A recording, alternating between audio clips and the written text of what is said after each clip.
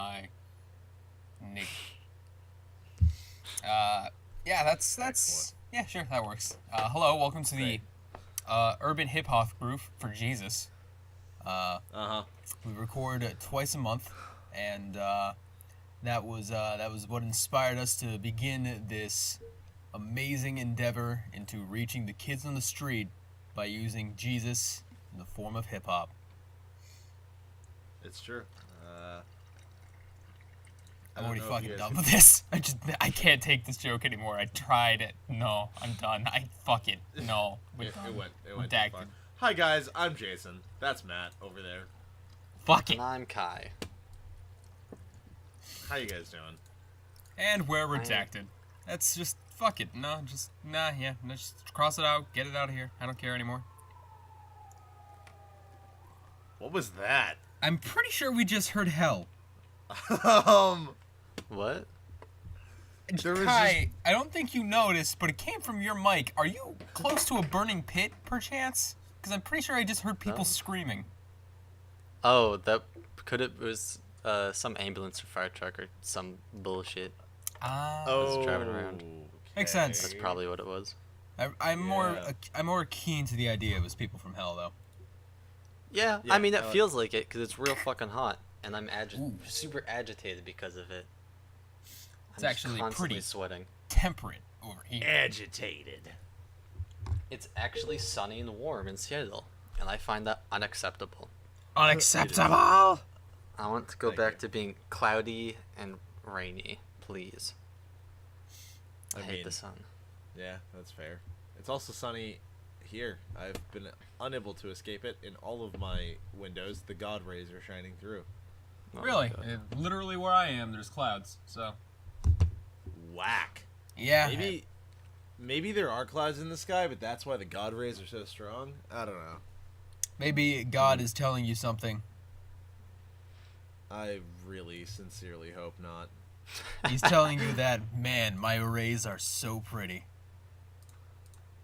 Does that mean that I'm so pretty? No. No. Oh. I'm sad now. Well, despite your sadness, we got stuff to do. So talk about your weeks, fellas.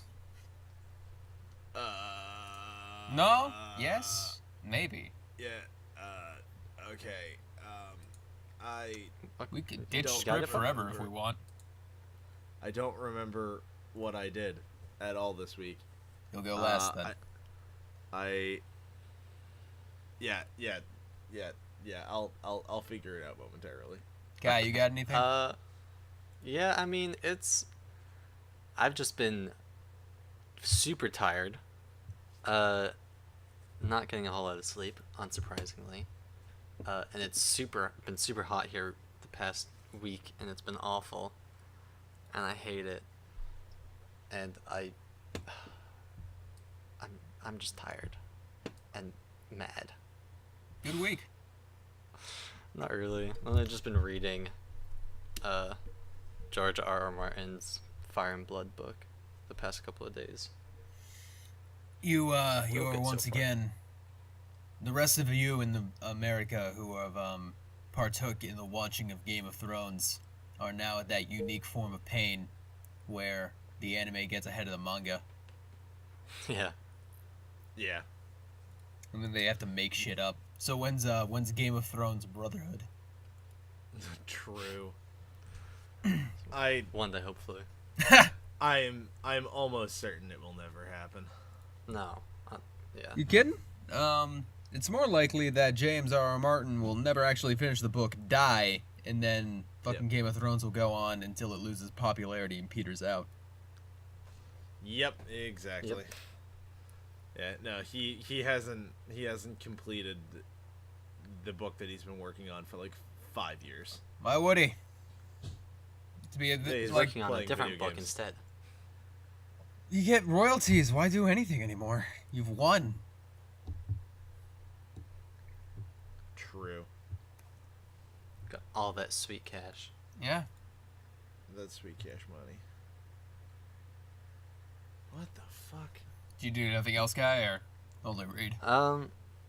Not really. I've just Destiny, as normal, playing competitive and getting really mad. So I was in the Discord call for a while, just waiting for you guys until the podcast starts, because I was playing comp, and I was just getting really fucking mad because either when I first started playing, I was playing with good people, and I had to get back into it, so I wasn't doing that great.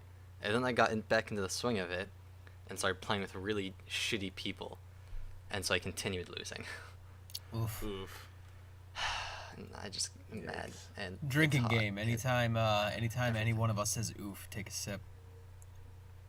And I fucking Yep. die. I was just thinking about that. Get absolutely shitted. It wouldn't take very long. No, and Not at all. Matt, what did you do this week? I don't think I talked about it last week, but I did get on Lost Dimension and played the fuck out of that. Yes. That game is actually quite sick. It had me tripped the fuck up at first, but then I realized the game was a lot simpler than I thought it was, but it was still very fun.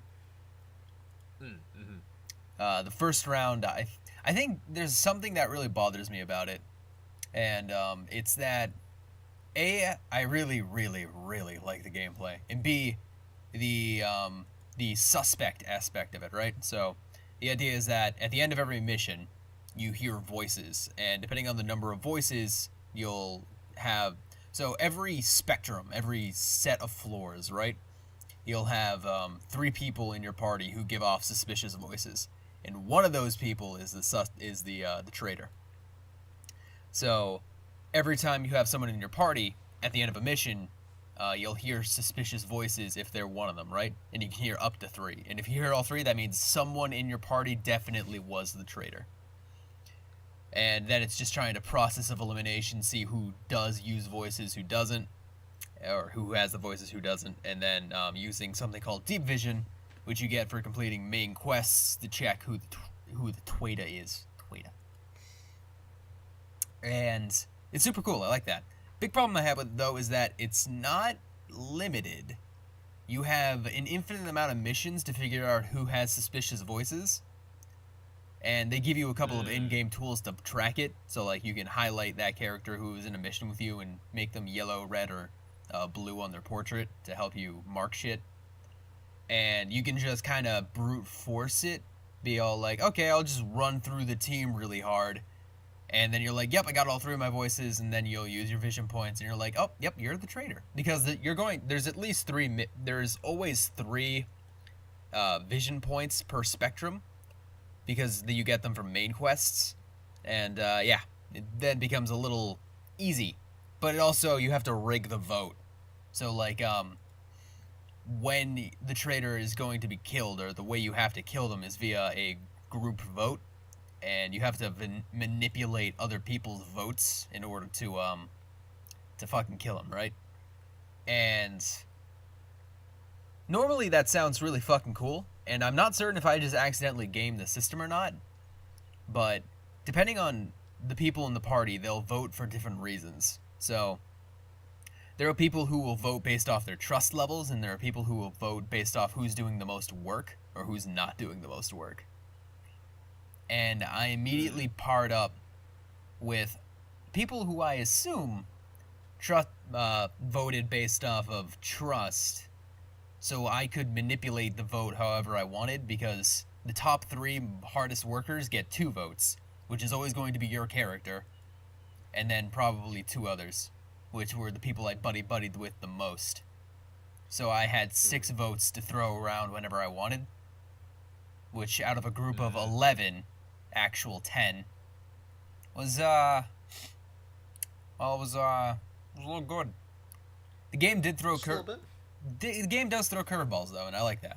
I don't know how many more it'll throw at me, because I'm pretty sure I'm at the end, but yeah, it's good shit. Other than that, I saw that Yuppie Psycho was released, and I want to buy that shit. I'm going to buy that shit.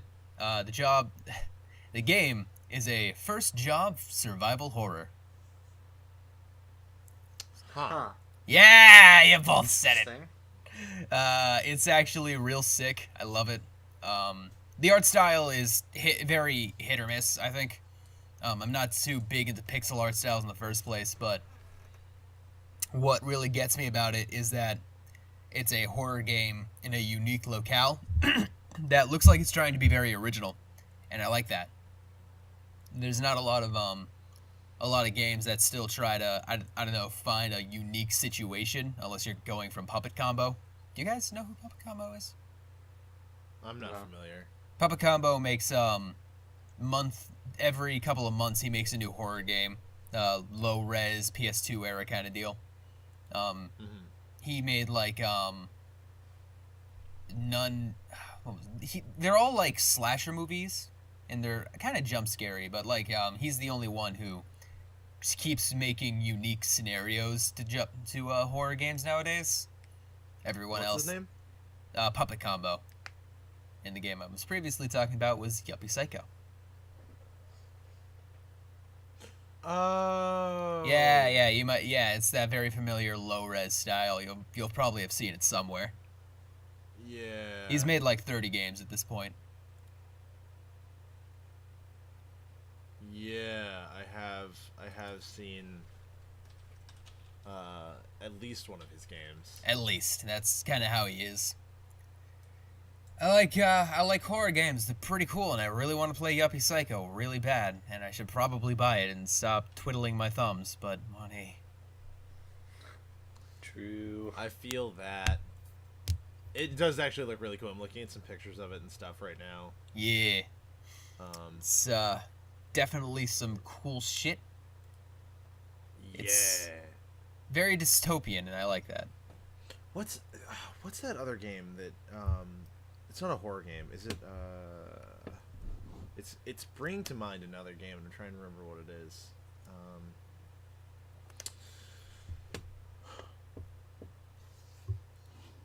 I'll let you think on that, but real quick.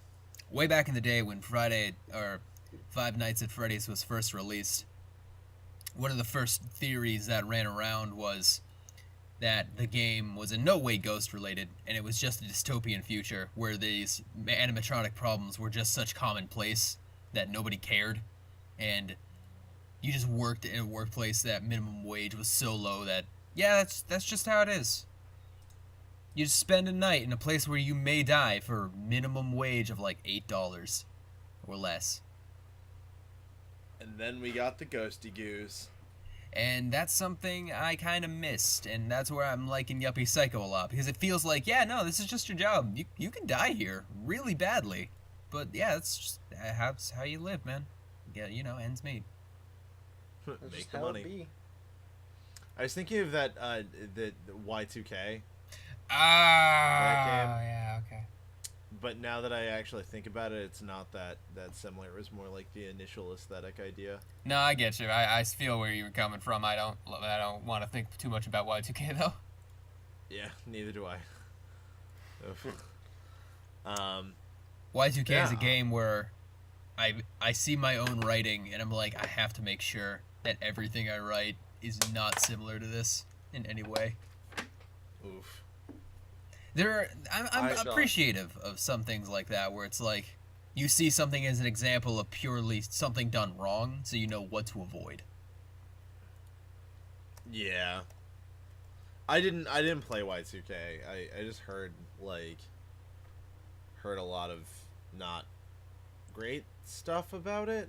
Funny enough, the game is written by a musician, but his writing isn't very good. It's very redundant and unclear. And could have been better. But it's very focused on the writing. Very, very focused on the writing. Like there's a lot of fucking dialogue. There's a lot of writing. You read quite Yeah. a bit in this game. I remember a while ago. I don't remember who it was, but it was one of our friends.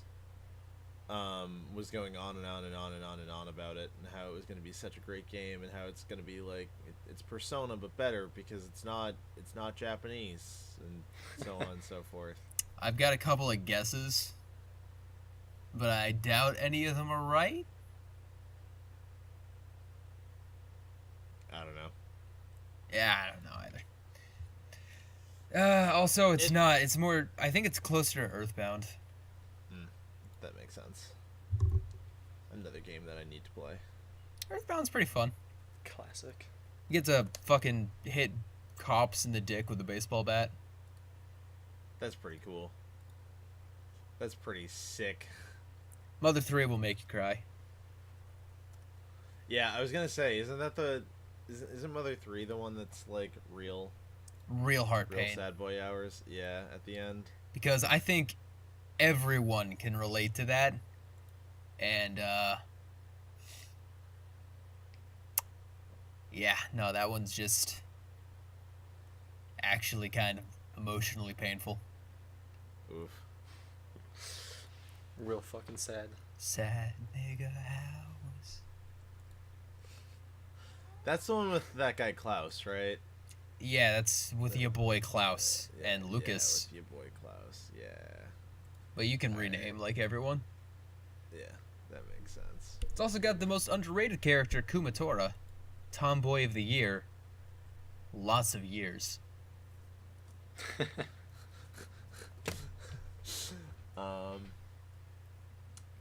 Wonderful. You finally remember I what wish you that did. I could really? add more to this, but that's just one of those games that I haven't played. Yeah, exactly. Go play it. You have like, go get. There's a lot of games you haven't played, Jay. Go get yourself a virtual emulation or virtual console and just boot that shit up on your either legally acquired hardware or your illegally acquired software. Well, it's legally acquired software, kind of. It's legal gray area. Just emulation or virtual console. I don't care which. Just go play that. Actually, now that I think about it, you actually can't purchase Mother 3 legally. So ha. That game was never Rip. localized in America. Rip. Because Nintendo of America really doesn't like money, I guess? Yeah, who knows? Who knows? Who What a knows? weird business That plan. does bring up something though that I have been doing. I've been replaying Oculus Trip. Ayy. Yeah, that's been a fun experience.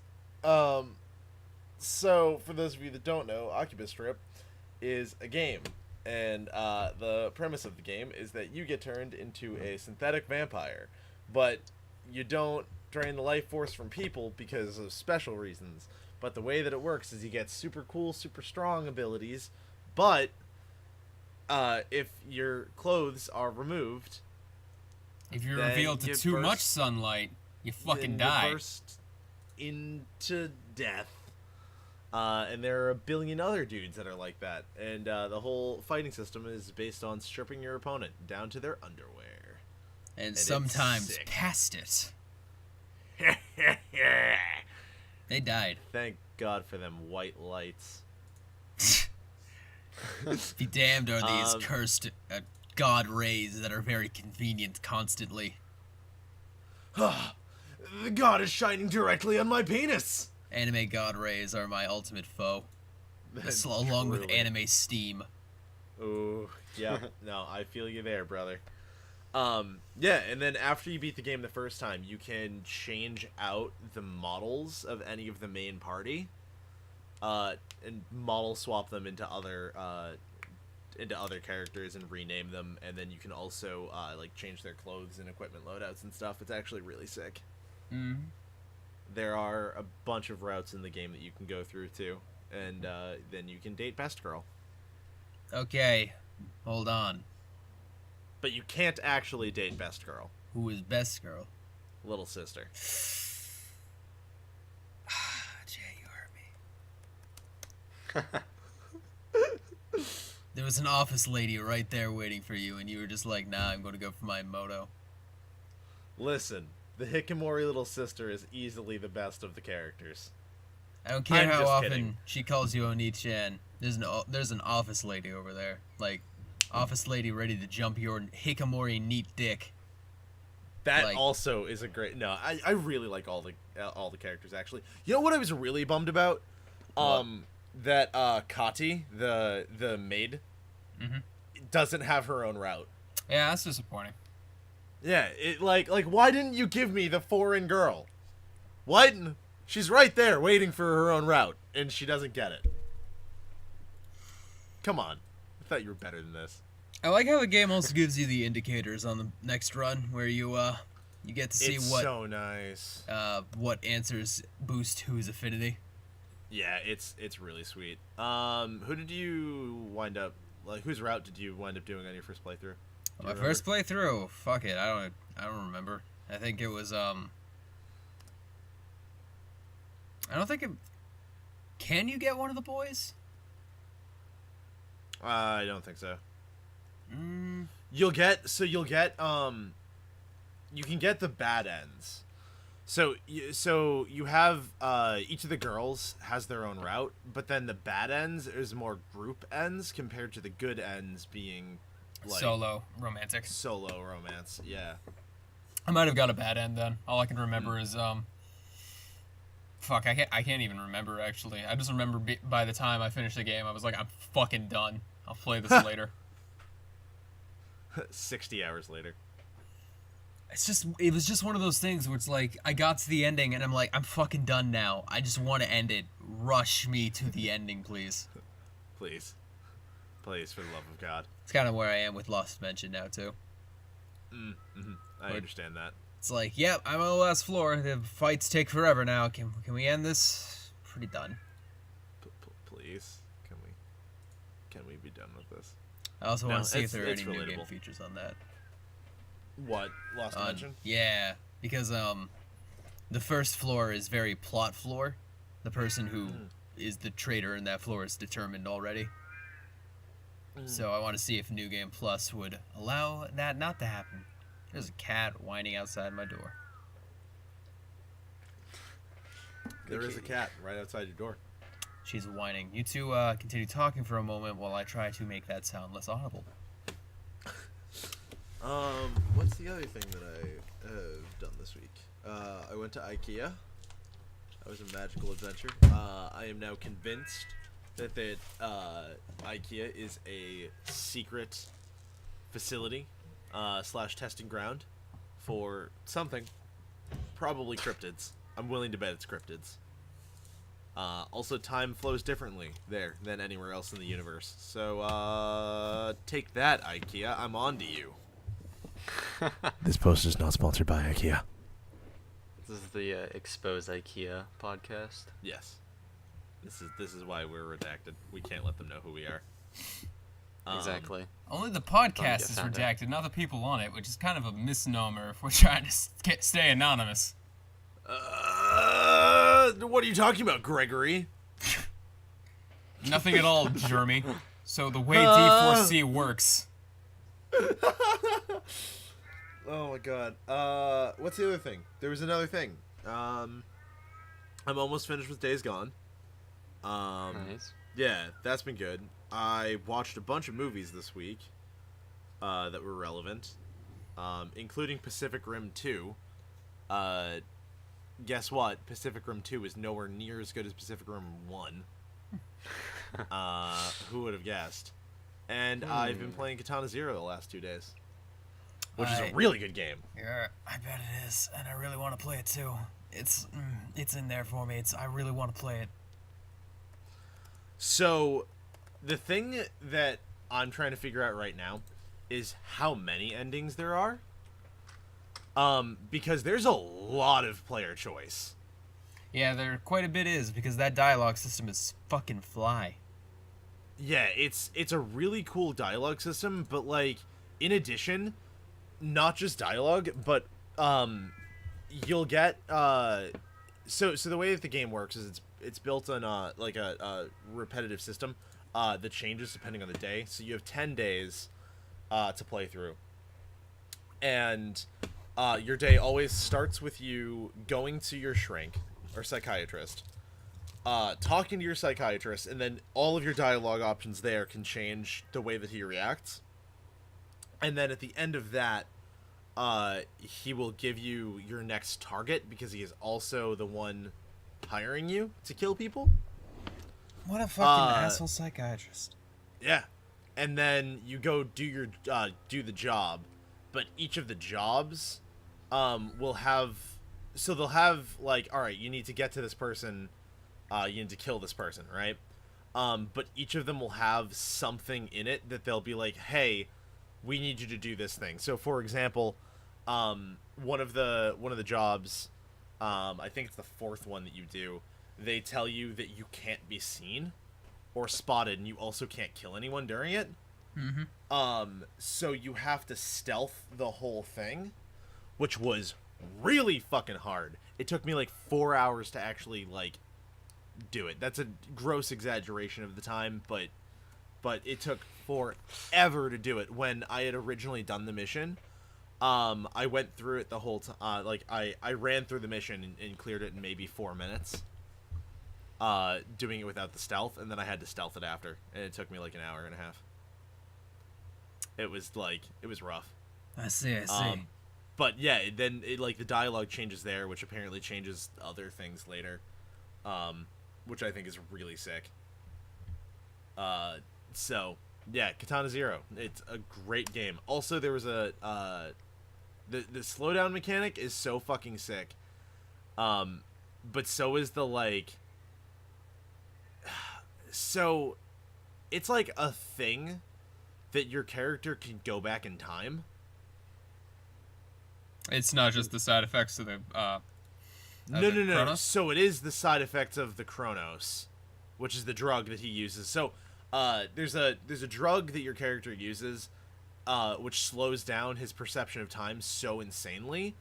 But there are moments in the game where, like, something will play out, and then you can go back in time. Due to the effects of Chronos on your body, you can go back and change the outcome. Neat. It's so cool. Yeah, it's really sick. Huh. Yeah, I cannot recommend this game highly enough. The animations for the 2D sprites are so unbelievably, like, solid. You can always tell what the characters are doing, or when there's something in their hand, or like it's really great. And then in addition, like the particle effects and the music is outstanding, and so is the like set design. I really truly love this game. It's really awesome. Nice. Yeah, I like. This was pretty interesting. Oh, it's so cool. I really do like I really love the idea of like that cyberpunk future where there's still a dude running around dressed as a samurai. He's not entirely dressed like a samurai. He's dressed as the flyest motherfucker with like a robe, jacket, kimono Yeah, that has fucking fur on it.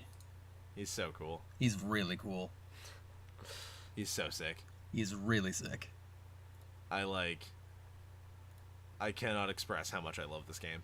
It's pretty good. That also, like, it's really aware of itself, so it doesn't, like, in its dialogue, it usually doesn't take itself too seriously when, like, you're talking to,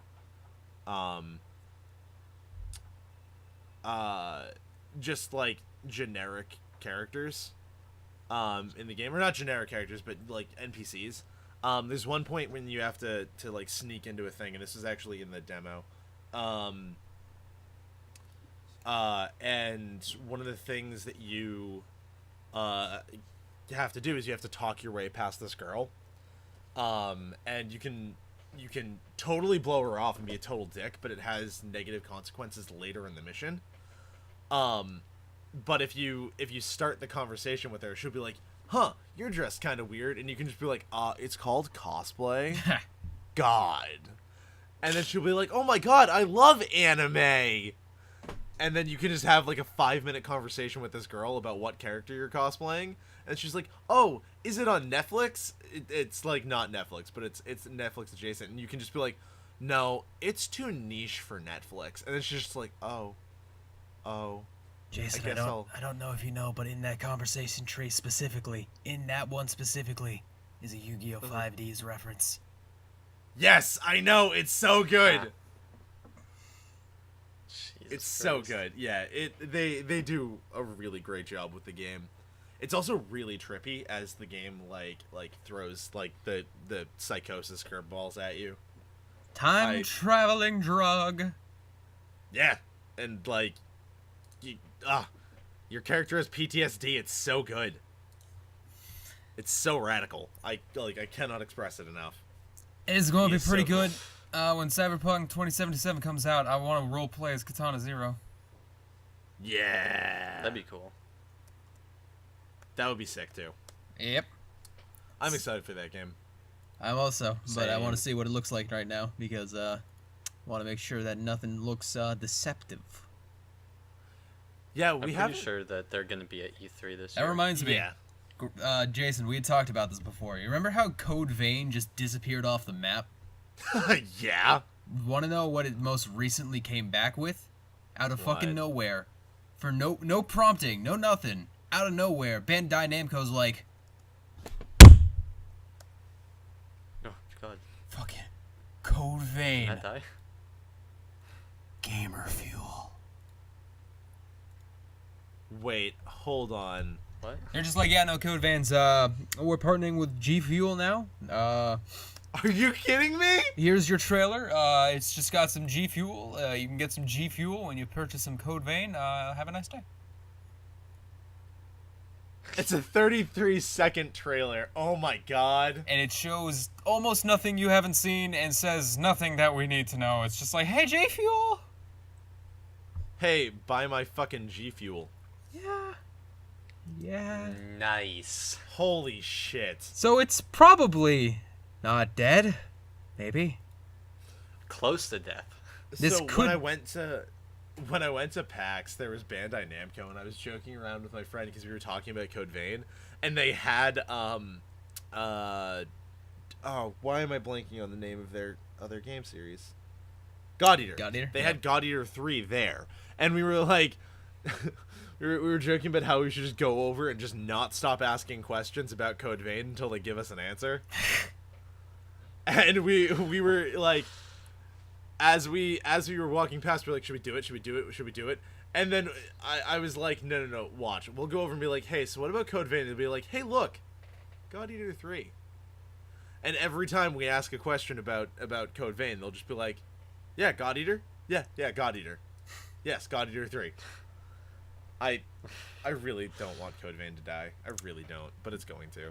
I really hope it doesn't, because there's not enough vampire things in existence for me, and I need this. Bloodborne turned out not to be vampires, which greatly disappointed me. And I need more vampires. You got werewolves instead. I got Eldritch Horror. I mean, it's like not a bad thing, but like, when I ordered lasagna, I wasn't expecting cake. True. You're absolutely correct. I mean, they're kind of the same thing if you squint at it, but like, not. But not. Yeah. I don't know. I just really like Vampires are- that Code Vein also came back once again with nothing but G Fuel. That was Yeah, that's it. No, Yeah, it's no just- big announcement. no release date, no here's what's happening with development, no hey, we know we delayed the game, but here's the reasons why. Just, G Fuel. Yeah, no. Here's your G Fuel. It's the biggest Then cock buy it. slap I imagine Bamco could just pull out at the moment. It's like at the dinner table. Oh, you want to know about Code Vein? Whips out its G Fuel dick. There it is. Oh, dear Lord. It's Fucking good shit. Uh, God damn it, Code Vein. please, Code Vein. please don't die. I want you very badly. I do really Fun. want Code Vein. It's on its deathbed trying to cling on. Ironically, it needs a transfusion of G Fuel. Gonna get energized up. Anything else in your week, Jay? I'm trying to think. It was like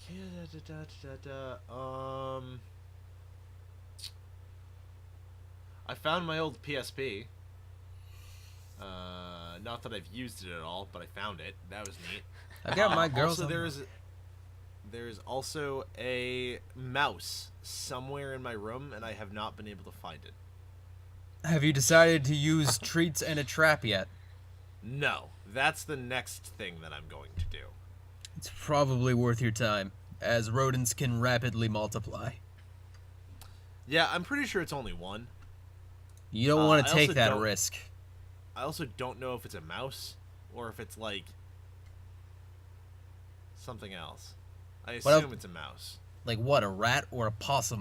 You really don't have a lot of options for mouse. I was thinking more like a hamster, but yeah, you're probably right. Who would? How would a hamster? Jason. listen. You never know. I guess, It but could- Jesus Christ. listen, if you've got a hamster problem, that's a unique and very different problem. I don't know to help with that. I really want it to be a hamster problem. I'm not gonna lie to you. It's not a It hamster would be a problem. lot better than it just being a mouse. Not gonna be one. All right. So, moving on from hamster-based problems, potentially. Theoretically, Schrodinger's hamster problem. We won't know until you catch it. Exactly. True. People are really fucking loud with closing doors, and that bothers me. Pachu. I wish I lived in a more stably, or I wish the walls were thicker in my home, but they're not. That's all. Thick. Yeah. Like the McDonald's milkshake. I really want a McDonald's milkshake, but that's one of those things that can just easily come back up. Ooh. Wait, what? What is? McDonald's milkshakes, Oh God, yeah, they're good on the way down. yeah. I agree with that. Easy to come back up though, because they're literally that thick. Oh. Your bile won't even Gross. fucking chew into it. Just like send it back up like it's a rubber. Oof. Gross. TMI, the podcast. So, we can move on to... I know it's probably a little early, but we can move on to any topics if you got them. Or we can just meander through fucking conversation, bumbling, till we get there. I feel like we're You gonna guys get got there. I don't have topics. any particular. Oh no! I do have a thing while we're on the topic of video games. Alright. Actually, that I would like to throw out there. Ladies and gentlemen, Monster Prom 2 holiday season has been announced and is currently in its Kickstarter phase. The project is Oh my god. what? It has made like $130,000 more than the goal. Yes. They are just past their ultimate Kickstarter, like their ultimate goal. And at this point, they're just like making more and more content. So Monster Prom is a game that we've played a lot on our stream. And it's a game that I love. I have put a ton of time into Monster Prom original. And Monster Prom 2 is going to be a slightly different game.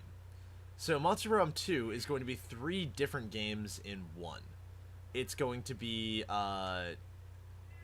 it takes place after the events of the semester, during your off season.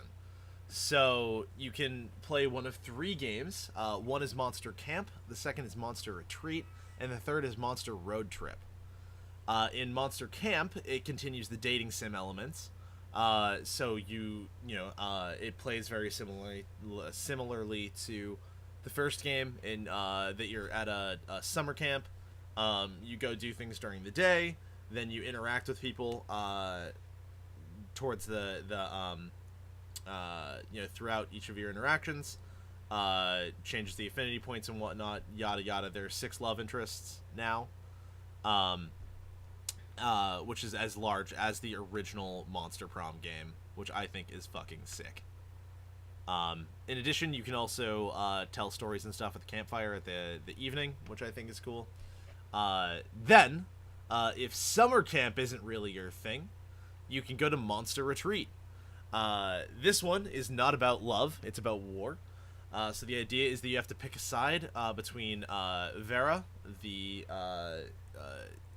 Gorgon snake lady, or Miranda, the fish queen. And the whole idea is that there's like a big snowball fight and you have a timer of a certain amount of days to recruit allies and learn techniques and stuff and then at the end you have a versus mode style battle, on a grid, which I think is fucking cool. And then finally the last one is Monster Road Trip, where you go on a road trip with Polly and Scott, and you go from like diners to dungeons. You go through, and it's just a road trip, and you go with all these weird things that happen, and they're like survival mechanics that work through that. Don't die on the road trip. And this one time at band camp. This one time at band camp, I think it looks really sick. A lot of the characters are returning from the previous game, but they're also adding a ton more. One of the big characters for Monster Camp is the Mothman, which I think is really sick. I'm pretty sure he's the camp counselor, but I'm not sure. Also, the new shopkeep is this adorable cat creature, and guys, please check this game out. Please give them support. It's so good. I love them so much. They're so rad. My cat broke down my door again. Yep, I figured that's what that was. Good. Yeah. She's figured out Good, how good, to good. tackle into a door to potentially break it down. Only mine, though. Oh no. But good thing I had a wooden board in front of it so that it didn't fucking fall over. Bud.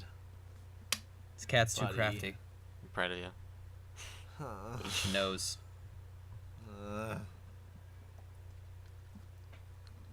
Too aware. Aware of its existence. Plotting. It knows. Oh, yeah, that's the other thing that I want to mention. If you pledge, I think it's $135, you get a Dakimakura, a custom-made one from one of the characters, which Because I think is fucking incredible. yeah, you gotta get your waifu. It's $250 It's $250. It's an expensive daki. for the body pillow. Yeah. You get a lot of other stuff, though. Still an Yeah. expensive daki. Yes. Yes. Yeah, it's about 300. That's an even more expensive daki. or whatever. Why do we keep Listen. jacking the price here? Listen, it's worth it for love. You So assume that's what you pledged, Jason. Oh yeah, absolutely. Yeah. I assume you chose Damien. Was that his name? Yeah, of course. My bay. Yeah. The biggest bay. Actually, I think I'm more fond of no, actually Damien is the best boy. I don't know what the fuck I'm talking about. What kind of shit I'm saying here. I don't understand the bullshit coming out of my mouth right What now. kind of shit am I spewing? Ritual of the night is coming out. Ritual of the night. Ritual of the night. It's the Egavania that had a Kickstarter and it looks really good. Yes. I don't know why I totally fucking blanked on that. Yeah, it looks really good. Actually, I saw it at PAX when I was there, and it looks phenomenal. Yep, and I'm quite happy. Because I really hope it's good and it's not Mighty Number 9 with pizza explosions. Mighty Number 9 is a tragic tale. I'm going to quickly think about it for a moment. Mighty Number 9 had like 10 times its goal met. And it was in like the millions, a proper AAA budget. And like, it really should not have looked the way it did when it came out. It should not have had all the road hurdles that it did. It shouldn't have had half of the problems it did. Shouldn't have made half the design decisions it did. The gameplay was bad. The gameplay was not consistent. Pizza explosions were there. Okay, that joke I'll quickly. Right in the beginning of the game, there's an explosion, and it just looks like tomato sauce or pizza. But this is a $64 million game, I think. Yikes. And it shouldn't have been 3D. That was a big one. Should not have been 3D. The 2.5D Yeah, was a terrible art choice. Should have been just Rockman 2D, sprited. Maybe even just, I don't know, flat modeled Paper Mario, I don't know. Anything but 3D. And, it was riddled with bad customer service, bad design decisions, bad company interactions, and wasting money left and right. With the new and strongest Mega Man boss, Con Man.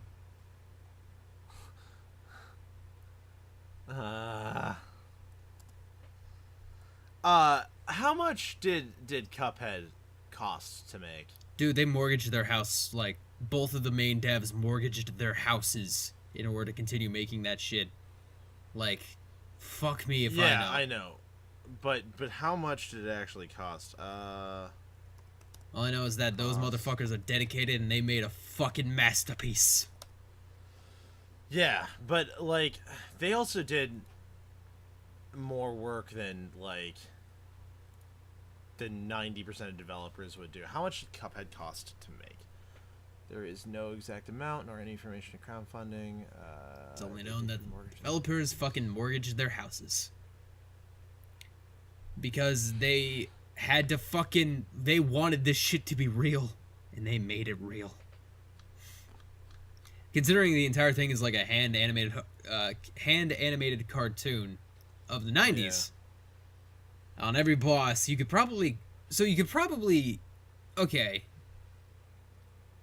If you could probably say like one frame takes approximately 1 to 3 hours or something along the lines, or 40 minutes to 3 hours, because that's like the lowest I could see the possible time on the way they were doing it.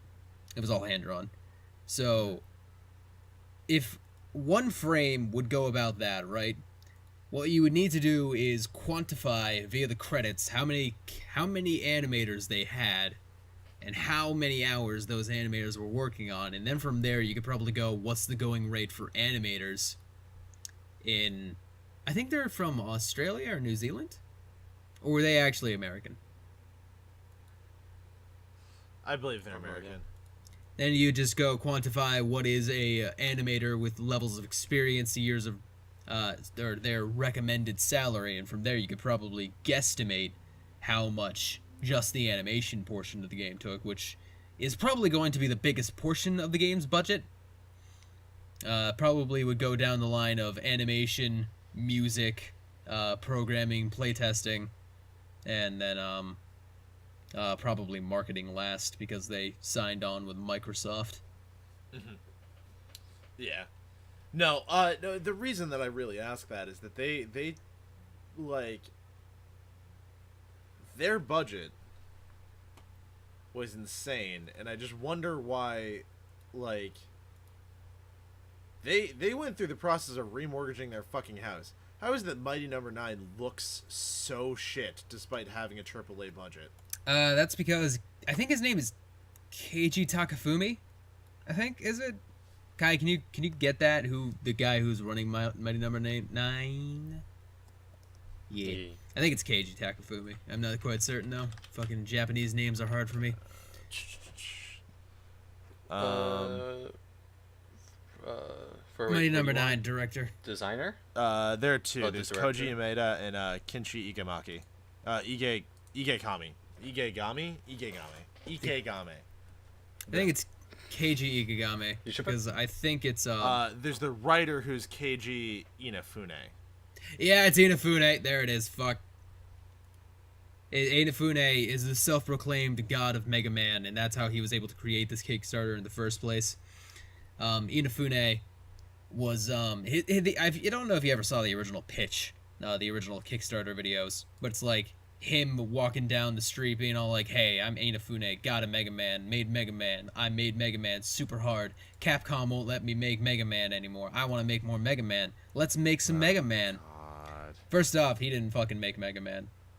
Second off, Capcom did indeed not want to make another Mega Man, but ironically, Mighty Number 9 did spark another Mega Man. Ah, Yikes. get fucked. Kind of like a DMC to Devil May Cry scenario. But, Yeah, no. Oh. Inafune. He's the guy that made Zero. Yeah, he made Zero. He worked on multiple games in the series. I can't remember what his exact development history is, but he was a part of it. But he is not the creator and or god of Mega Man. Much to the public's, or used to be much to the public's disinformation, because he spread that shit like wildfire, and the Kickstarter caught on, and people were very passionate about Mega Man, and they were very passionate about hard video games, or old school and retro styled video games. And snowball, snowball, snowball, big money, big money, big money, and bad development, bad development, bad development. Fuck. Platinum the Man. Platinum Games the Man. Fucking Kaya. The fucking funny Twitter man who blocks everyone. Oh yeah, I guess you guys wouldn't know that. One of the main man of Platinum Games / Grasshopper Studios, who's I quite like, even though he is a huge asshole. He has gone on record stating that that Inafune is not a game designer but a businessman, and he was not wrong. He is not a game designer whatsoever. He is entirely a businessman. He knew how to make marketing. And Mighty Number 9 was very good at marketing. And Mighty Number 9, mind you, also had slated a television show and a half. And comic books. It slated so much extra merchandising that was insane. Like I said, a TV show and a half. It had slated for a Mighty Number 9 TV show and then a Mighty Number 9 sequel called Red Ash for television as well. Yikes. Which was going to be the Zero Jesus situation Christ. there, but yeah, no, this was high in the sky, high as a cloud. Just dreams everywhere, but nothing concrete, and forgetting to actually make your product good before cashing the fuck in on it. Yikes. That's real not great. Pizza explosions at $64 million. Did you buy it off the Unity store? You probably did. So disappointing. Disappointing is Jesus not even the Christ. word at this point. It's more like just laughable and pathetic. It's like this was an actual scam in a way, and tainted Kickstarters forever. Which is why I'm really hoping, really hoping that Ritual of the Night is the shit. Because I want to trust Iga. Sword or Whip was a cool ass campaign to get this game awareness going up, and I want to trust Castlevania. Because goddamn it, there hasn't been any Castlevania in a little while, and I like Castlevania. Castlevania is my shit. So I can tell you from what I did see at PAX that it did look really. No, trust me. I can tell you from what I've played, and I can tell you from what I've seen as well, that yeah, that looks like it'll be good. But listen, at this point, I've been tricked before. Yeah. Yeah. It's one of those things where it's like I can't trust it until I hold it in my hand and can like lick it.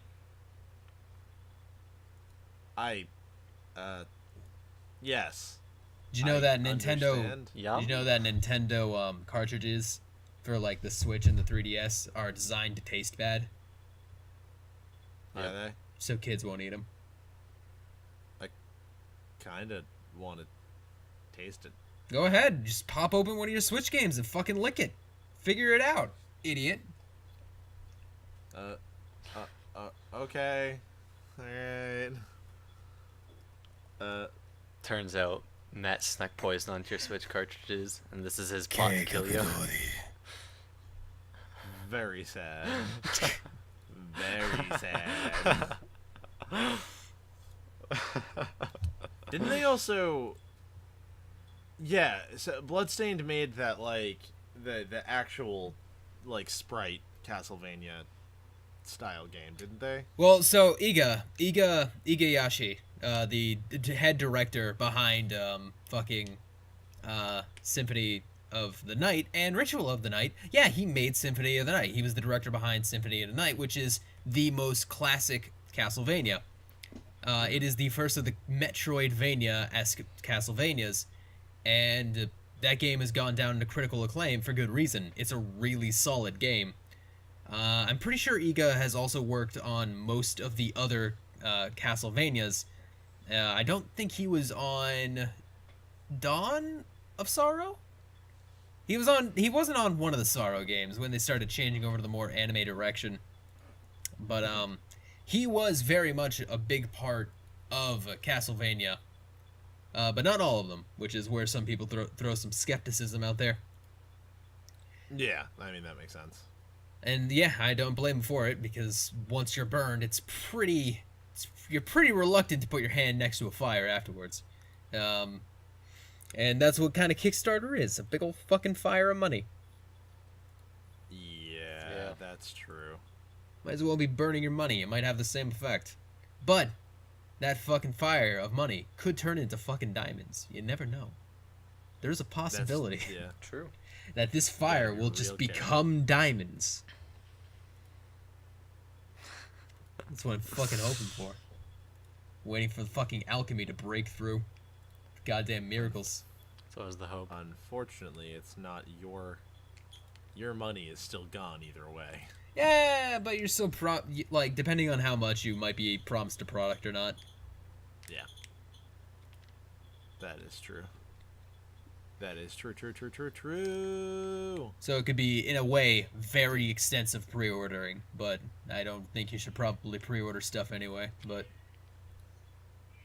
Some crazy motherfucker on the Monster Prom 2 Kickstarter pledged $9,500. What does he get for that? A trip to Barcelona. So when are you going to Barcelona, Jason? That's the question. Trying to work it out with them now. I want you to know that when I saw that one was taken, I was actually disappointed that I was no longer able to pledge that much if I wanted to. Mm. You crazy son of a bitch. Because I would gladly give them $10,000. I don't have $10,000. That's so much money. Neither do I, but I would make it if I could give it to them. It's so much. Just casually drop $9,500. I don't think it was very casual. I feel like that man felt that after, but was more than willing to. You don't know, he might be a salary Other worker. Well off. And He might make that, like, as part of his revenue in the year. might actually Yeah, that's probably. make good money. Maybe it wasn't his money. Maybe it was his company's money. Embezzlement. True. Fuck, no. That'd be bad. And he's just rolling in it now somewhere else. Going to Barcelona to work One day. to work on a game with these people. He got tired of working his normal job, so he spent the money from the normal job. To escape it. Oh, yikes. I really like this idea, though. It's a good idea.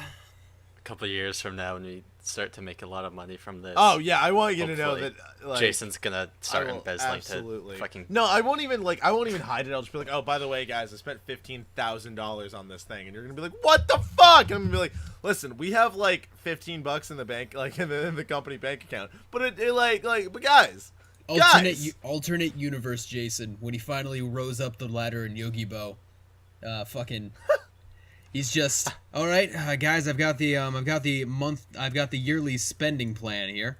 So let's go ahead and take a look at this. And you fucking flip the first page, and it's first off, we're going to be spending about $10K in company relations.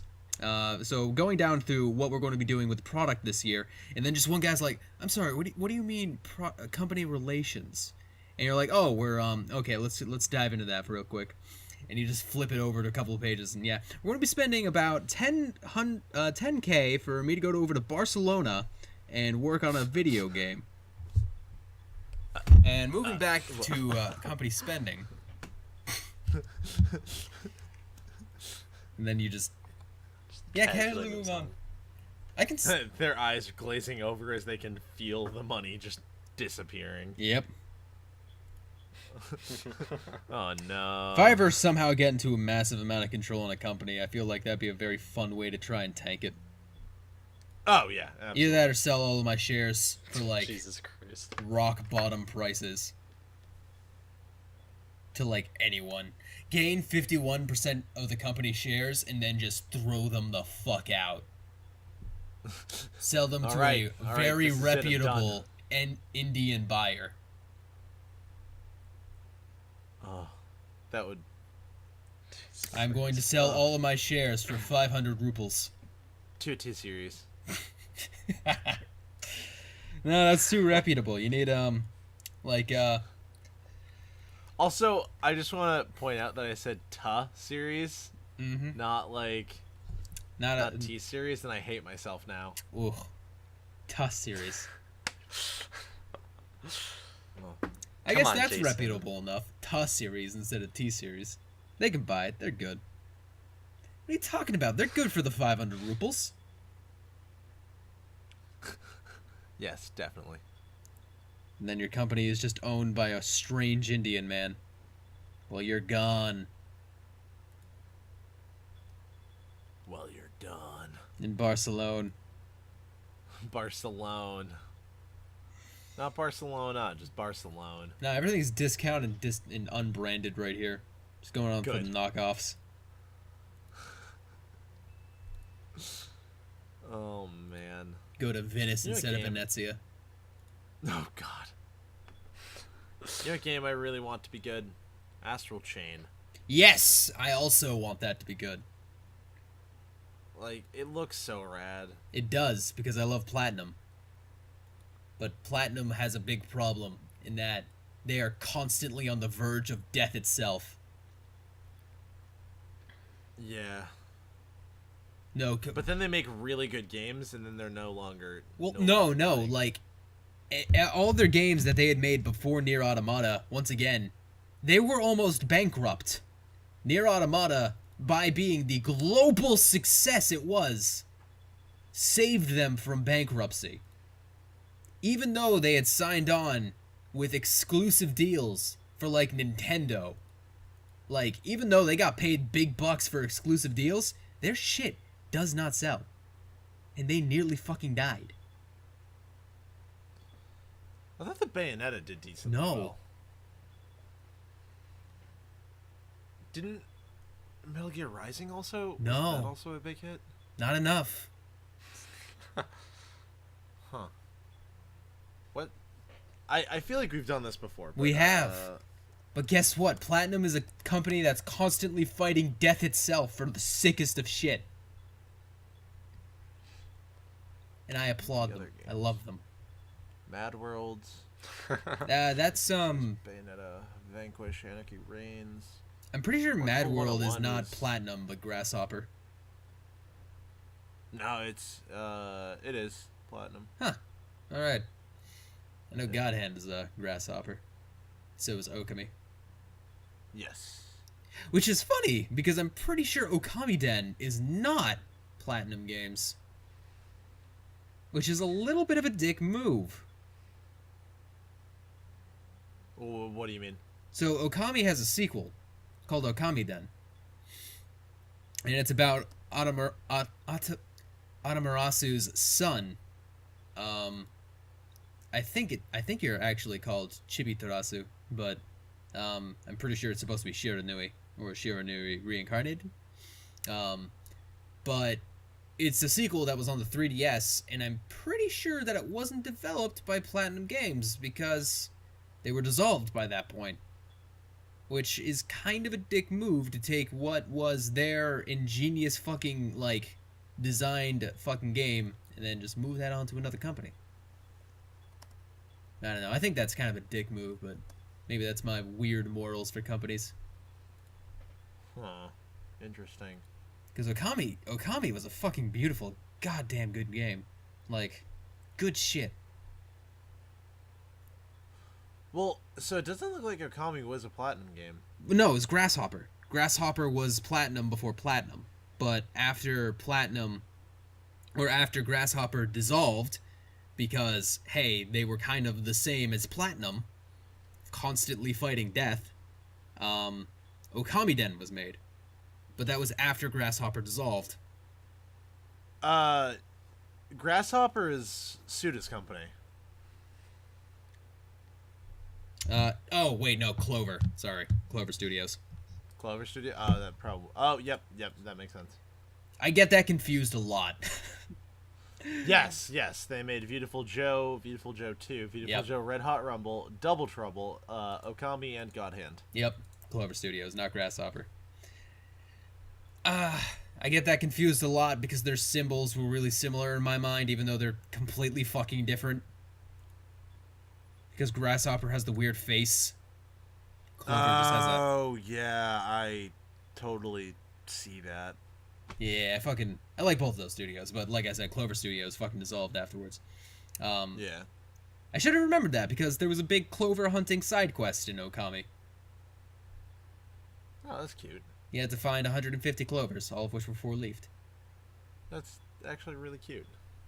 You had to dig them up from the ground and resurrect them, and you got cool clovers. All of Okami was a beautiful fucking game about nature. Very, very pretty.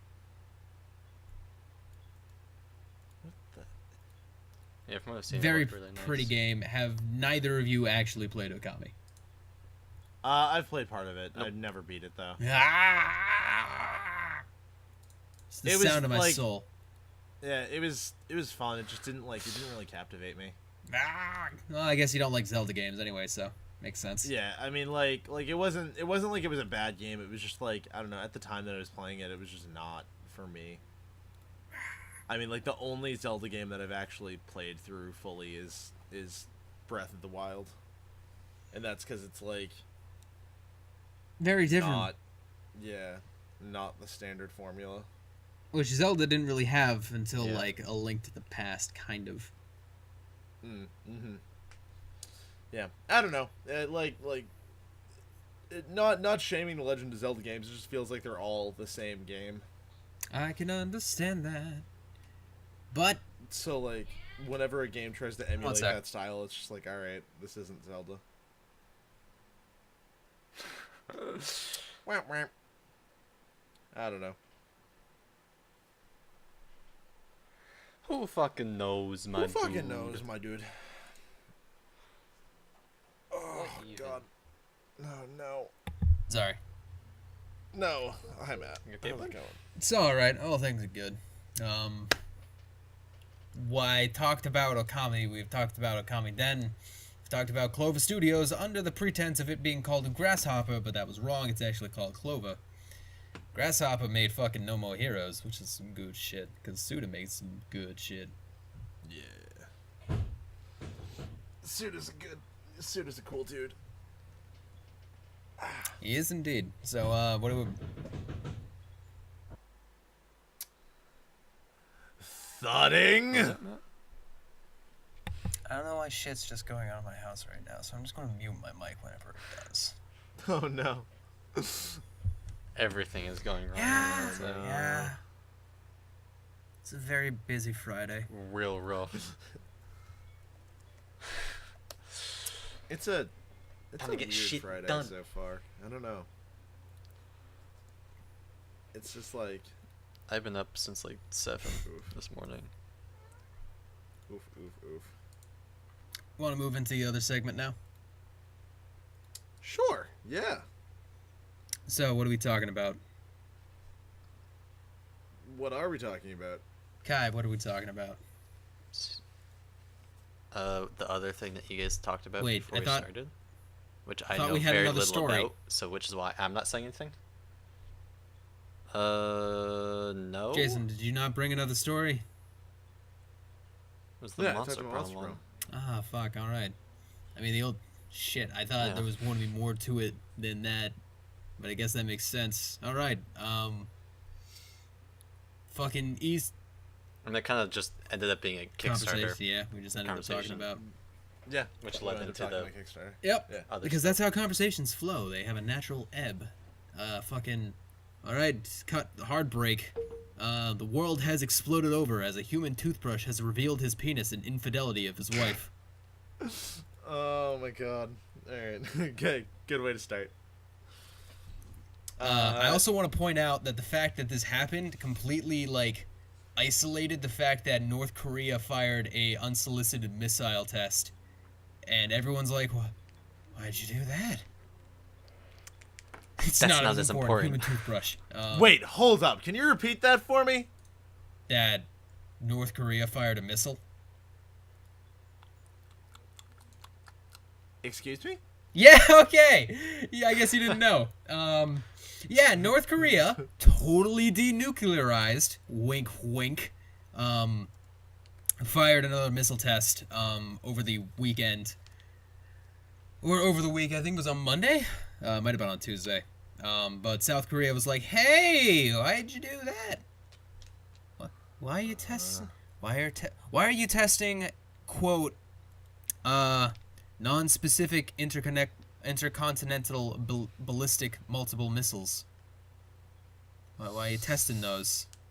North Korea's just like, because I want to. It's no big deal, really. Yeah, it's Sport. having fun, Test two of them.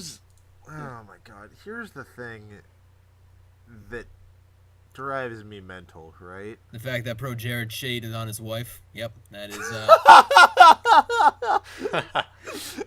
That too.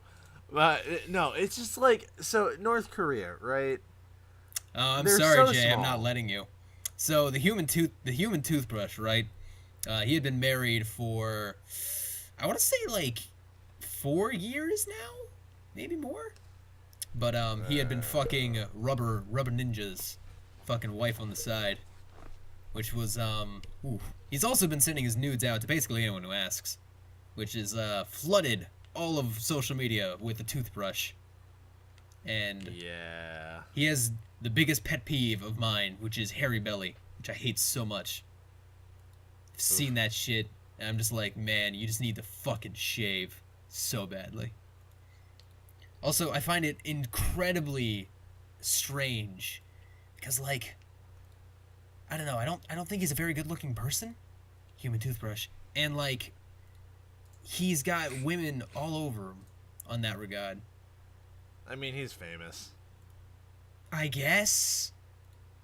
And, like, well, I mean, that explains, like, I assumed it's more of his fan charisma when worship. it came to like.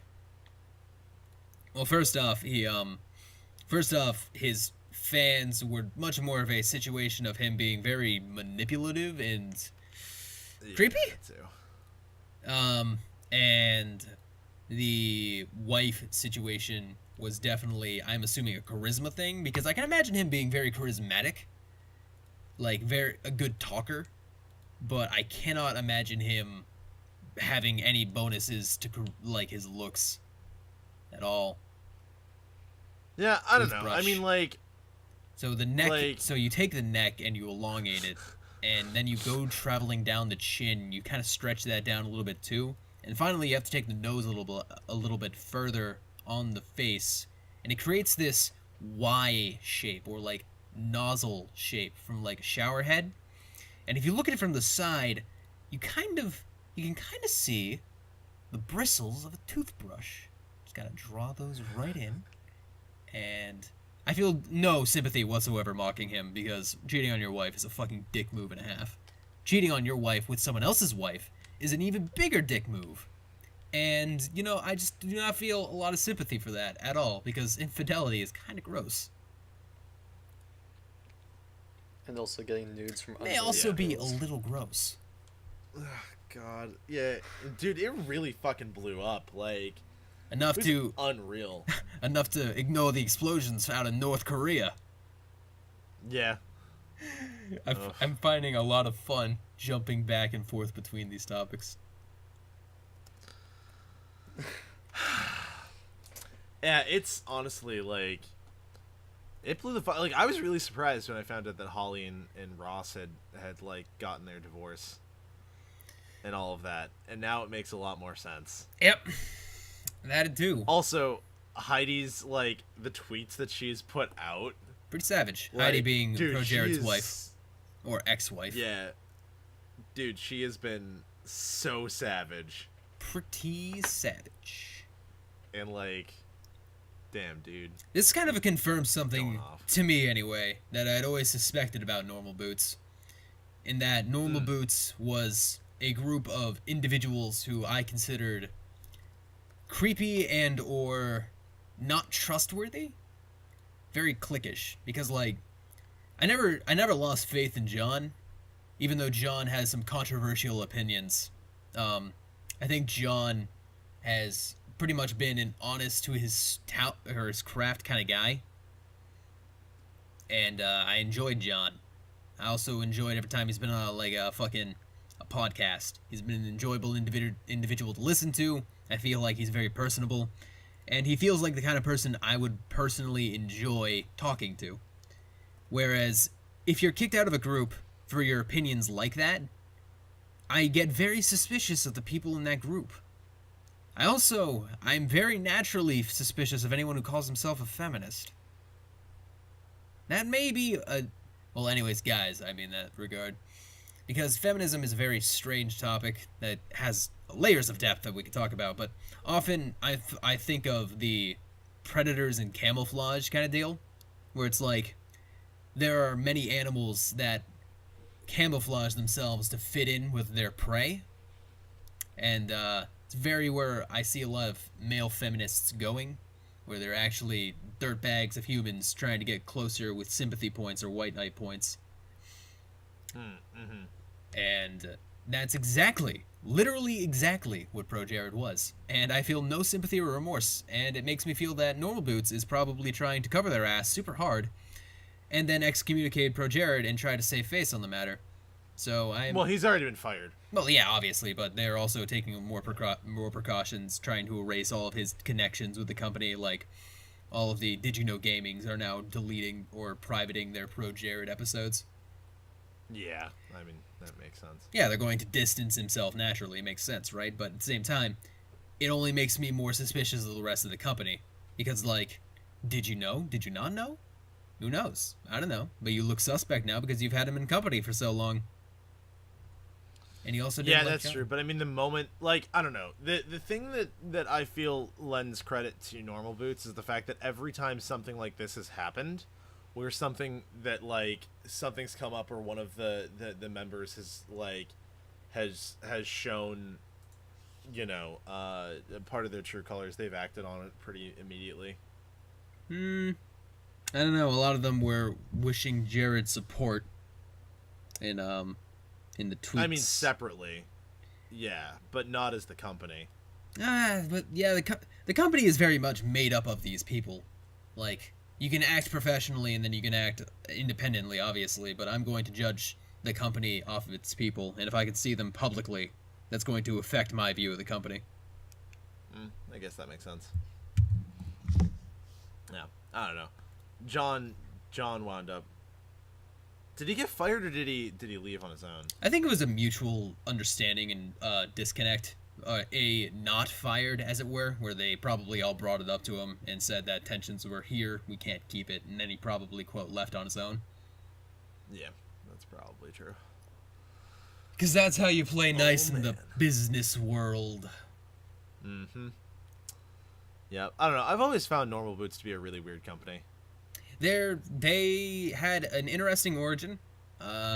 They've progressed in ways that are pretty typical of what you would expect of a company like it.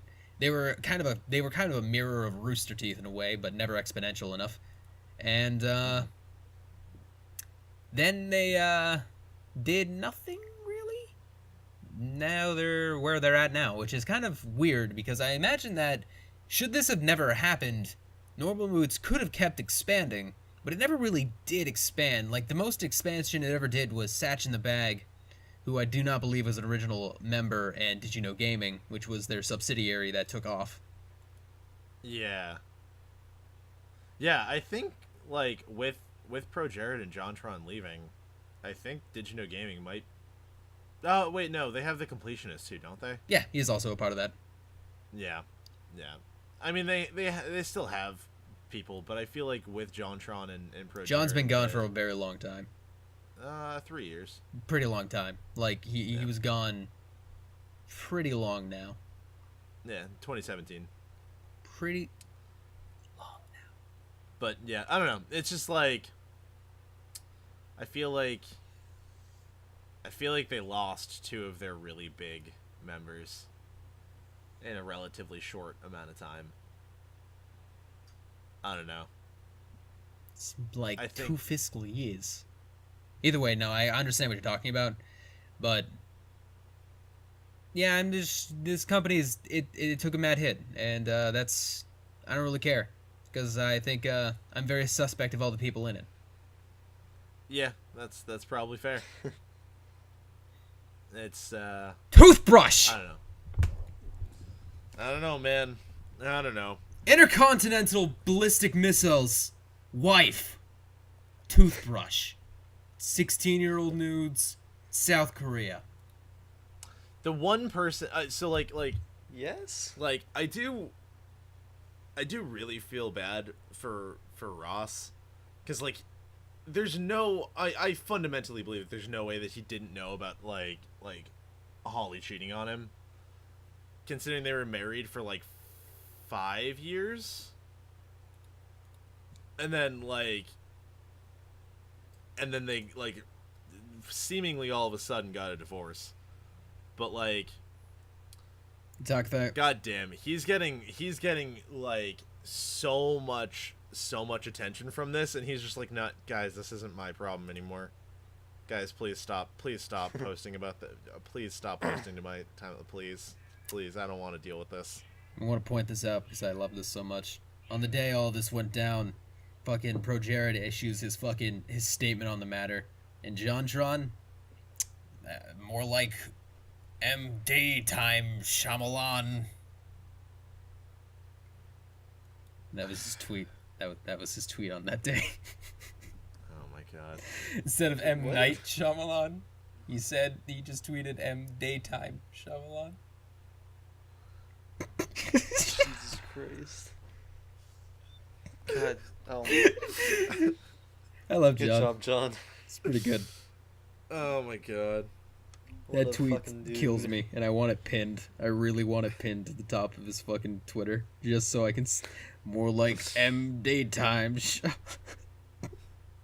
just looking at it now. It's too perfect.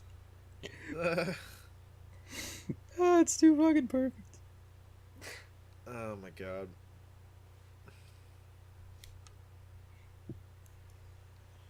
Anyway, that was basically all I wanted to talk about when it came to this because fucking M Daytime Shyamalan is a fucking a quote of the ages.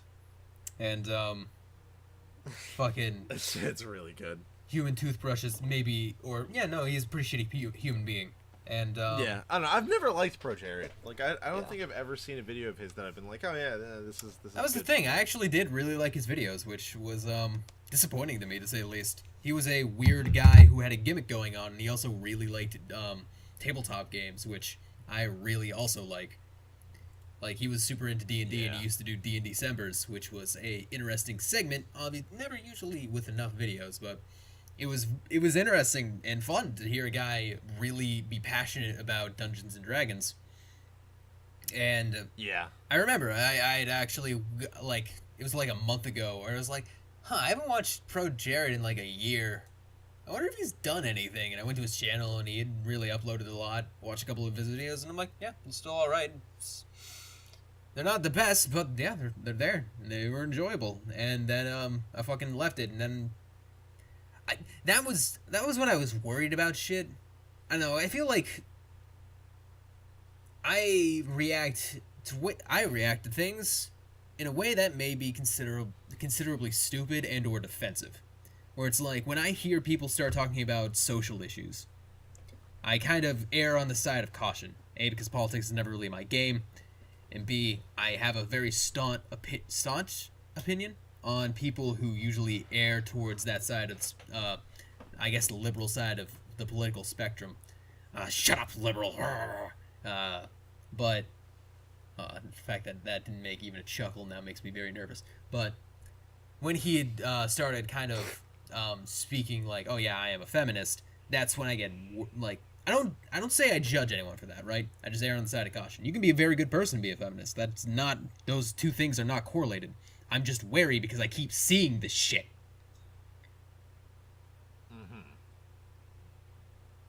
Does that, I does that not make I mean- sense? Because like, there's a lot of cases that I see where it's like, he was a proclaimed feminist, but no, he was actually a rapist. No, he was actually a pedophile. No, he was actually someone who was trying to solicit nudes from the underage. No, he cheated on his wife, kind of deal. I'm Yeah, worried I about mean, it like- because I don't think feminism is a bad thing. Second wave feminism, I think, was actually quite good. I'm very worried about third wave feminism and the people who has been brought on with it.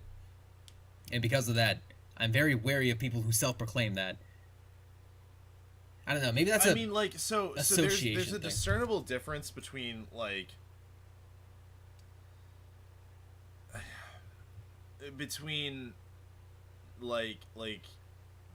third wave feminism, which is essentially just being a member of the alt left, and being a feminist. I mean, like, The unfortunate thing is that they share a banner. yeah, that's like the where I'm problem. at, But I right? mean, like the same thing is said anywhere. Like it's impossible to find any group of people that doesn't like any social movement that doesn't eventually get Co-opted. yeah, and what was it? There was one that was not that long. It was a really big one. I'm trying to remember what it was. That got co-opted by the alt-right. Fuck, what was it? It was like, I don't know, there was this movement 5 years ago. You guys would have known about it. It wasn't Occupy Wall Street, was it? No. It was it's a more general one.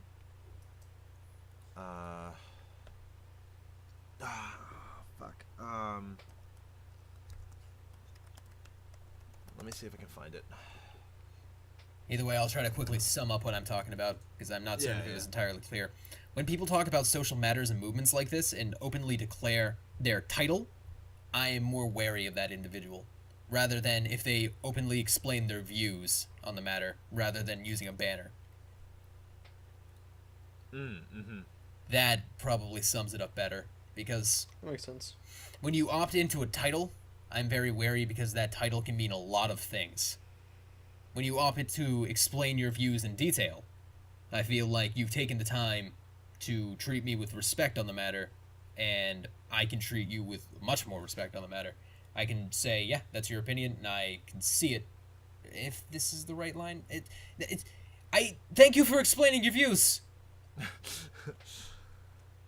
That was it. It was the Gamergate thing. Yeah. So that was one of those things that when it first started out wasn't a shit show. It was like for the first couple weeks of it being a movement was acceptable, bordering on it was hitting on those hot topics of the political the political progressivism in gaming, and how it was kind of getting to a point of No, the forced point of inclusion? Gamergate was the literal case of journalists sleeping with developers, kind of that journalism being hand in hand with company, and that's why Yeah. journalism in gaming sucked. That was the Yeah, original point yeah, of the that was the movement. original motion, and then it started to get into that weird territory where people started to go into the sexism and progressivism, and then it got co-opted into the alt-right pretty hard, and that's when immediately as that happened, Gamergate became a huge fucking joke. But when it very started out, it was about the that relationship between reviewers and game developers that just fucking sucked at the time. 5 guys, burgers, and fries. Yep, and then it just absolutely got drafted, and then it became a huge fucking joke. And it's a similar thing with feminism, because a lot of people that do openly state, "Oh, I'm a feminist because of this," or this and this. The loudest people are usually the ones that use feminism as a platform for something else. Yeah, that makes sense. So here's the thing, right? I generally speaking, would consider myself a feminist, but I'll never say that because it's more of a given, right? Just fucking, like, why the fact that you have to say these people are equal at all, like, I don't know, it's something that needs to be said in times, but, like, I don't like giving myself a title because I just think that all people should be equal in general. Like, unless you give me a reason to think that you are less worthy of having an opinion, then there's no reason. Like, I don't know, humans are humans, you know what I mean? Mm-hmm. That's one of those reasons why I don't like to like throw the title out there of saying, oh no, I'm a feminist, because I think it's just kind of a It's a given thing. redundancy, or Yeah, I mean, like, I don't know. Yeah, it feels redundant to do it. And I understand why it needs to be out there, but the problem is that the title has been, you know, the whole motion for it has been just, it's a very broad banner So- now that can. yeah. I mean, it's the same thing as, like, with the Black Lives Matter thing, Yep. right? Like that it's another social movement that got infiltrated by people that weren't willing to hold true to the original ideas, because people will jump on a bandwagon for anything, but then that, like, the more people on it, the more the point Extreme. of it skews. It's kind of it's kind of funny because there's almost a political mirror there, where it's like movements that start out very reasonable, very just, and have a good cause, very quickly move to the extremes, and that's usually the case with also politics, just in general, where you'll get people who were more grandstanding in the middle having to now play much more or devote themselves much more towards the extremes of one side in order to try and gain traction.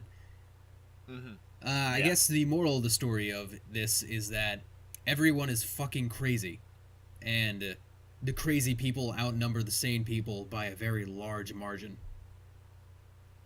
I don't think that's the moral here. That's where I'm I getting think- at it, because I think the moral is that the crazy people and the sane people are indiscernible from each other when they're trying to look the same. And there's as much as one as there is the other, and you just got to be careful. I don't know, we might have to do a head count. Or the fact that crazy people are the ones that get more popular because Ah, it's more interesting. that makes for more sense. People to use as clickbait and other stuff, so it seems like they're It the all larger, comes back to journalism majority, and media. even though they're not. Yep, dare. exactly. Because it's so much more interesting to talk about the crazy people. The truth and is all that irrelevant. Get me the shit, instead of just clicks. the logical people. I want pictures. Exactly. Pictures of Spider-Man.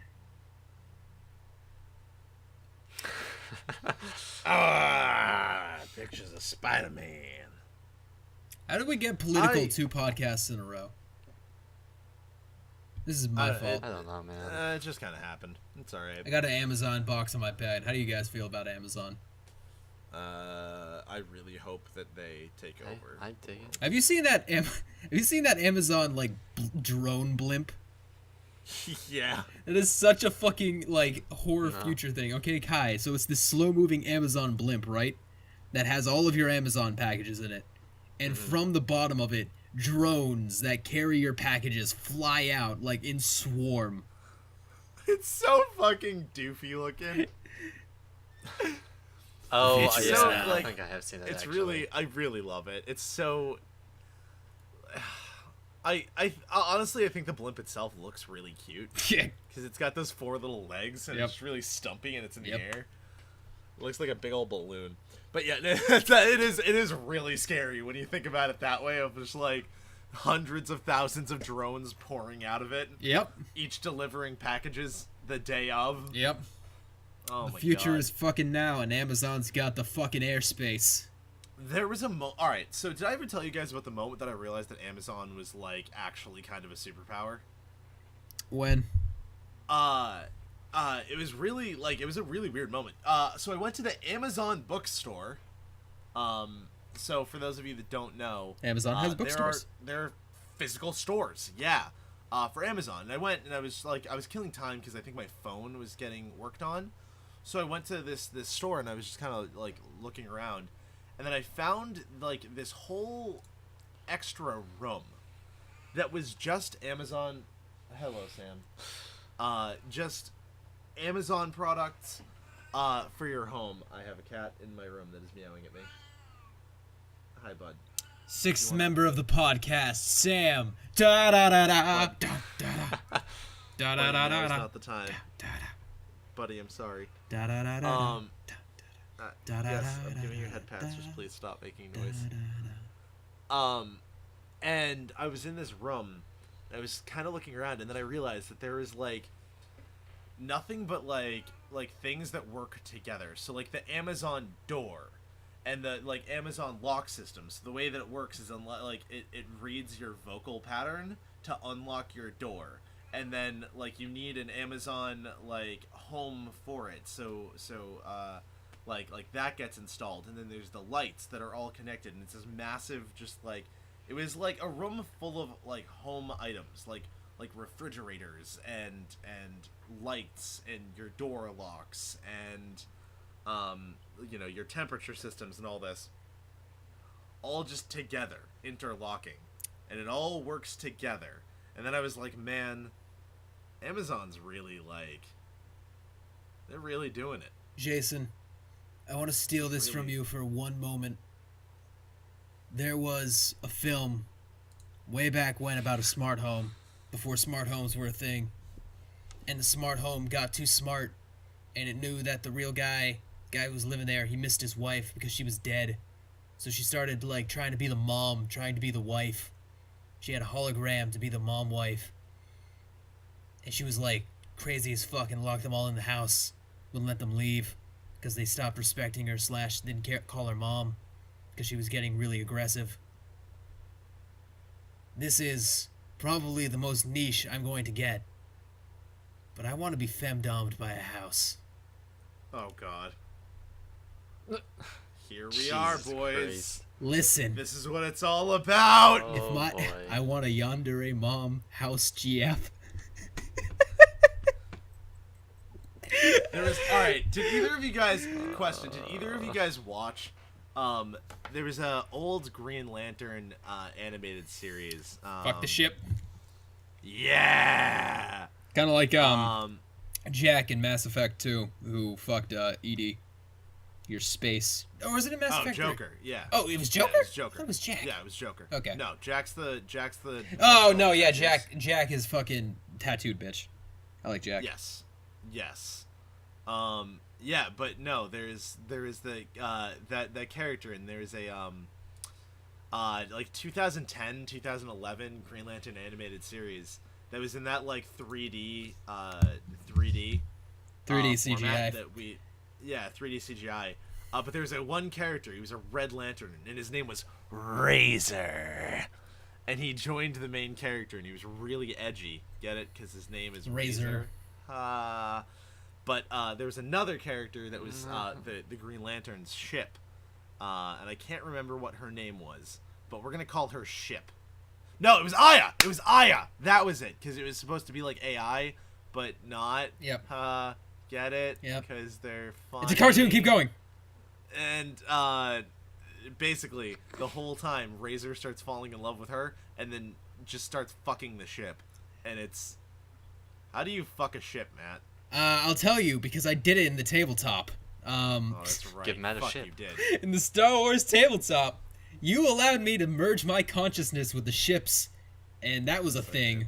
But before that, even, I just like Big regret. I was just like flirting with the ship because the ship had an AI on it, and I was like, yeah, just take a form. I don't really care.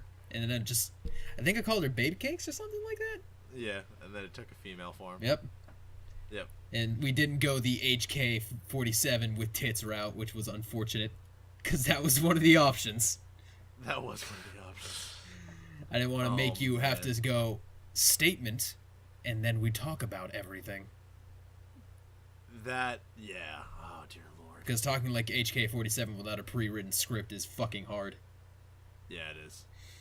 It's like... You have to make sure you know exactly what type of sentence you're about to say before you say it. Yeah. you can't just go with the flow. Yep. And then Wilder kept saying that I was that guy from Green Lantern who fucked the ship. Yes. To be fair, Wilder also started the our tabletop off by arguing about the size of a ship. Yeah, that it did.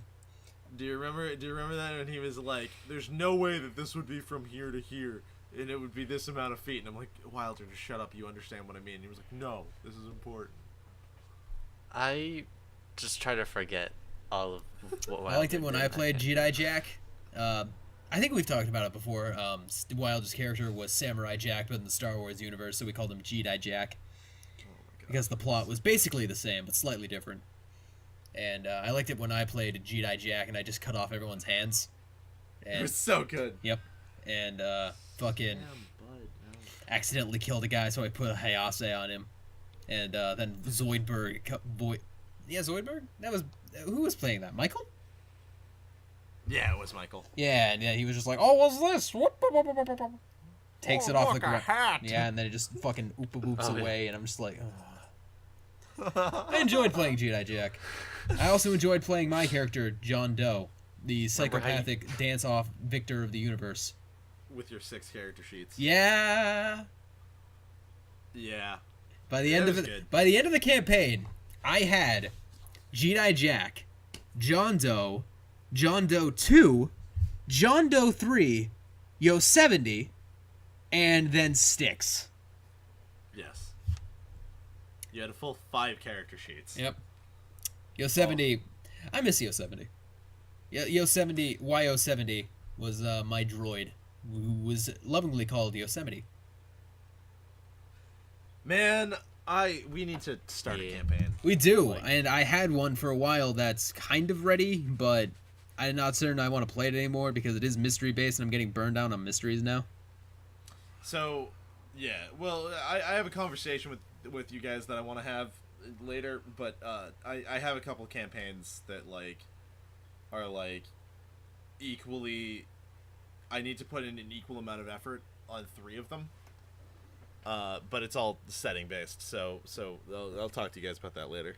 We all know that when it comes to work, we're all a little bad at it. Yes, very much so. I think I'm bad at persistently doing it. I think you're bad at finishing it. And So my problem isn't necessarily finishing it.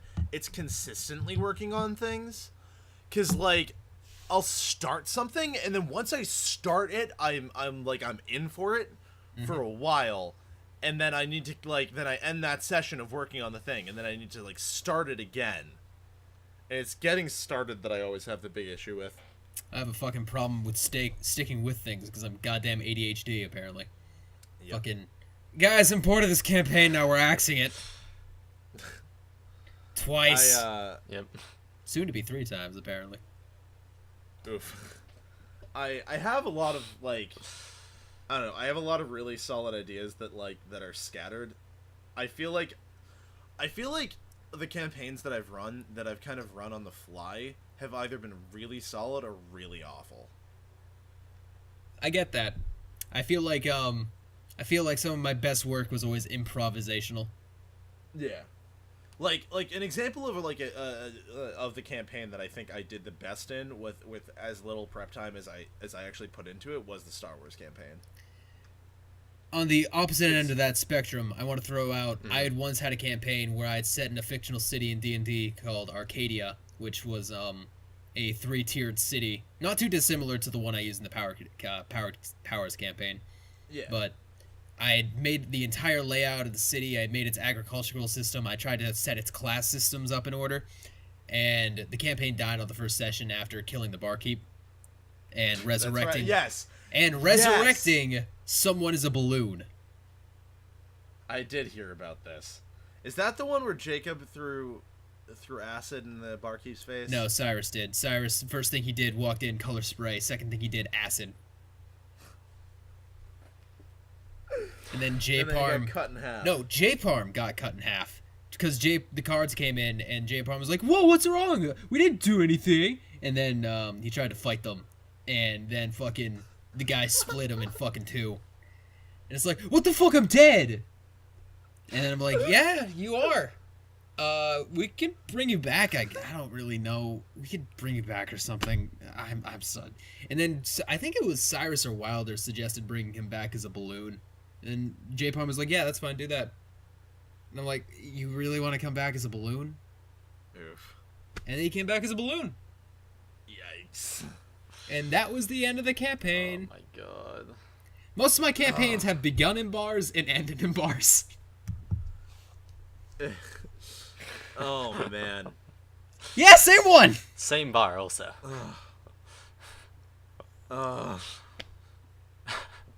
Jesus fucking Christ, my dude. Anyway, we can have that conversation about whatever the hell you wanted to talk about pretty soon because guess what? We're basically at the end unless you guys got anything else you want to talk about. Not that I can think of. The only other thing I want to talk about is I want to do that thing where all three of us watch a video game together and fucking comment on it. Video game movie. Yeah. Yeah, no, I agree with that. That would be really cool. Channel content! Because I'm still working on the Wizards of Legend video and I haven't worked on it in like 3 weeks. Yes. Even though I really want to work on like Yuppie Psycho or Pooh Bear or fucking Katana Zero. But anyway, bring us out, Jason. Get us the fuck out of here. Alrighty. Well, guys, it's been a pleasure as usual. So if you guys want to see more of our content, we do have our group Twitter at some Schmucks on Twitter. Kai, where can we find you? At some_conformist. If you guys on are Twitter. interested in seeing more of my stuff, I'm at twitter.com at FoxShadow, FAWX Shadow. Additionally, we have our Facebook group and our YouTube. And if you guys have any comments, Matt. You can send them to Schmucks@gmail. No one's ever done it. You won't either. Okay. Alright. And in addition, most of the time, we're here on twitch.tv/someschmucks. So, Usually guys, on we look forward Friday, to seeing sometimes not. Yeah. Exactly. Also our YouTube. Please go to our YouTube. Same It's very name. important. I made a video on it and I'm going to make more, but I'm really fucking lazy. Yeah. See? There we go. Sometimes we do things well. The description for the last one was the editor died. Yup, I did. Oof. Yep. We're good. Yep. We can- Matt's a ghost, guys. Yeah, I'm dead. Anyways, we can leave now. Yeah. Up. Dude, I just want to. It was so lucky because I don't. Oh no. It was an email. That's what prompted me to do it. But because there's That an we email that just. someone. Yeah, I commented saw on that and I was very our embarrassed. last podcast. I also haven't removed it yet, I don't think. So you can still find episode And I was 12, like, the 2 hours of silence, and then episode 12, the actual. I mean, it made me feel good that someone like really Yeah, wanted that's to nice at the listen very to least. it, so But that I'm was still nice. very. I feel red in the face that I uploaded 2 hours of silence! That's really funny. Ugh. That's so funny, though. Listen, I'm the only guy working on this. No one checks me. That's fair. Get us out of here. I'm done. Alright, guys. Bye. See you next Bye, week. everyone. Tom, House GF.